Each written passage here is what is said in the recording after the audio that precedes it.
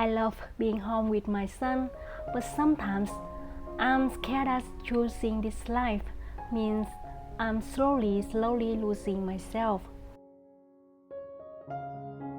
For my first vlog, I would love to share something inspiring, something bright, something successful and impressive about myself, but the truth is I don't really have that kind of story right now.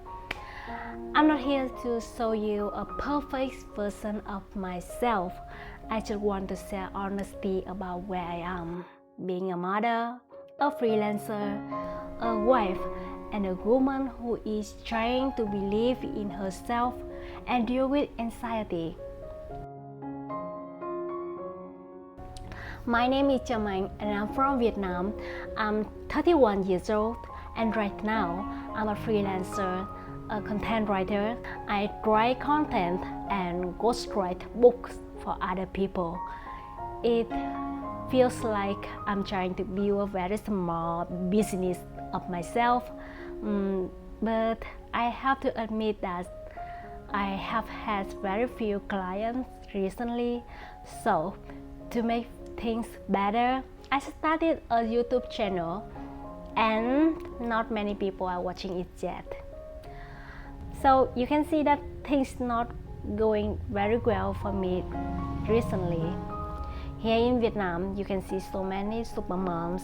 I truly admire them. But at the same time, I have to admit that seeing them also makes me feel a lot of pressure. The pressure to be a good mother, but still be successful in some areas of my life. And the pressure of loving your child deeply, but also being scared that you are slowly losing yourself.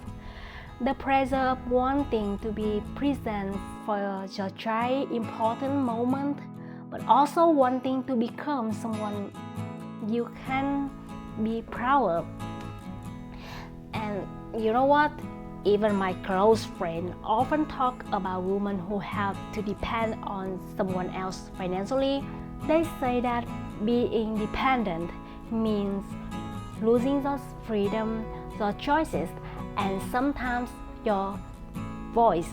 They also talk about how scary it can be if a marriage falls apart. Without financial independence, a woman may feel trapped or unsure of how to start over. When they say that to me, I like, oh, I'm so scared, you talk about me. And they like, no, Jamang, your husband is different. He so loves you. He's so kind. Yeah, my husband supports me financially. But he often feels that I am overthinking and like make it bigger than it really is. And if you ask the person around us, many of them would probably understand his point of view more than mine. But it's not just outside talk. In fact, the fears come mostly from my inner voice. The outside talk just amplifies it. I was born in 1995 and grew up in the countryside of Vietnam. My childhood was beautiful, but we did not have much. Maybe that's why I learned very early to save for the rainy day. I learned to work hard, to be careful with money, and to prepare myself for uncertainty, even when life seemed okay on the outside. But despite all that, I chose to leave my full-time job and become a freelancer mom. But don't get me wrong, I love my life now. I love being a mother. I love my husband. I love my family. I love writing. And I am not even a very big dreamer. Most importantly, I love spending time with my son. If I took a full-time job again, we live in the suburbs and most suitable job opportunities for me are about 22 kilometers away from home. So I do love that I have the chance to live this life. I am also grateful that my husband supports me financially. But I still question myself a lot. It is true that I'm overthinking everything. I feel trapped between two thoughts. One says, you should know that enough is enough. The other says, you should keep trying. And I feel guilty because I do not know enough. Is enough because I don't feel enough. And because of all that, my anxiety become bigger and bigger. I blame myself a lot, and sometimes I blame other people too, mostly my husband. Sorry for that. So that's in my background story, and I want to tell you about how I survived this. So how do I deal with my anxiety? I don't think I really know how to deal with it. I can overcome it. I don't magically fix it. I just keep going. First, I give myself a break, even when I don't think I deserve one. Like I said earlier, I grew up with a saving mindset. In my family, we did not travel a lot. And when I started making my own money, I only allow myself to relax when I feel like I had earned enough. I thought rest had to be deserved. I thought I needed to make a certain amount of money, finish enough work, or become more successful before I could let myself breathe. But I am slowly learning to release that belief. And that's not easy, like it sounds. Like last weekend, my family had a short trip to Vũng Tàu, a big city about 2 hours drive from Ho Chi Minh City. For many Vietnamese families living in Ho Chi Minh City, Vũng Tàu is a familiar weekend escape. You can pack some clothes, prepare some snacks for your child, get in a car, and try to survive the traffic. Along the way, you look at the window and enjoy the landscape passing by. It was supposed to be a very peaceful trip. But honestly, at first, I found it hard to enjoy everything. I was physically there, but my mind was still somewhere else. I was thinking about work, money, my future, and whether I was falling behind in life. Like I said, rest is not easy for me.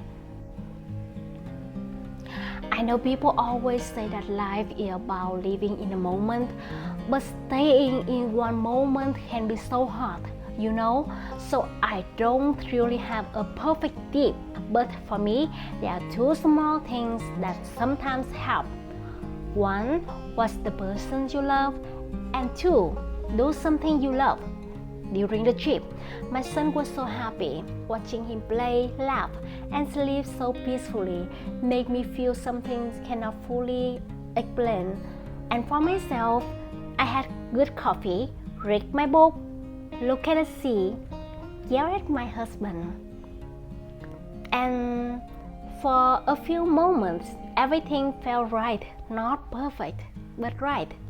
Relaxing moments are so important in life, and there are many moments like that in my life. Small pieces of beautiful that quietly bring me back from all the worrying and all the pressure. They remind me that life is still there. And second, I am learning to accept my anxiety and my shadow. Yes, I have dreams. I want to make money. I want to write my own book one day. I have to accept that those desires are real. I don't think that having those dreams make me unrealistic. Yet I think that before, but now I try to convince myself that I'm not. I don't think that it means that I am chasing something impossible. It simply means that there's still a part of me that wants to grow, to create, and to build something of my own. But at the same time, I also want to be a mother. I need to spend time with my child. I will tell you my story with my son later. So I also have to accept that, at least for now, I may not make as much money as I want to do. When we fell into a crisis, maybe we should not cover the pain with productivity, comparison, another plan to prove that we are still doing well. Maybe sometimes we have to stay with the crisis long enough to understand that what it is trying to reveal. What are we really afraid of? What have we been chasing? And surprisingly, accepting the truth can feel lighter. And third, how I live with my anxiety. I try to live my life with meaning. Recently, I read Man's Search for Meaning by Viktor Frankl again. I first read it in my 20s, but this time it felt very different. Frankl was a psychologist and a Holocaust survivor. In the book, he wrote about suffering, survival, and how human beings can still find meaning in life, even in the darkest circumstances. The book also introduced me to his approach to psychotherapy called logotherapy. From my simple understanding, it's about finding meaning in our lives even when life is painful, uncertain, or far from perfect. And honestly, I think I have already had that meaning in my life. Is in a moment when I can laugh and can be present with my husband and my child. My meaning is in writing, which I truly love. I don't have clients. I still write for myself. I can always do that. The problem is not my life has no meaning. The problem is that I have not always believed that I deserve these things. So I decided to change a little. I am learning to create small meanings in my ordinary life. For example, teaching my son Edison by myself instead of hiring a tutor. Or helping my husband prepare healthier meals as a way to thank him for supporting me financially. And of course, continuing to write for myself even when I am not being paid for this kind of writing yet.